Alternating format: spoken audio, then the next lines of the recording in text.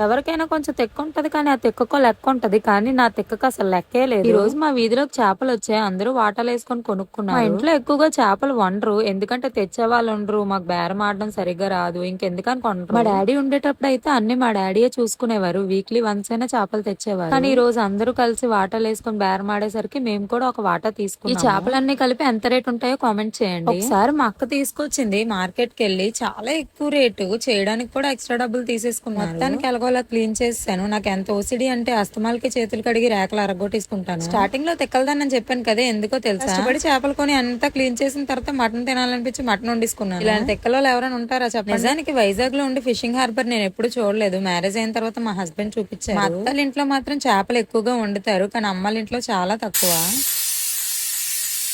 మొత్తానికి మాటల్లో పడి మటన్ అయితే చాలా బాగా కుక్ అయిపోయింది. నేను చేశానని చెప్పట్లేదు కానీ నిజంగా చాలా చాలా బాగుంది, రెస్టారెంట్ లా వచ్చింది మటన్. ఫుల్ రెసిపీ కావాలంటే కామెంట్ చేయండి, ఎలా చేయాలో అస్సలు చెప్పను. Bye friends.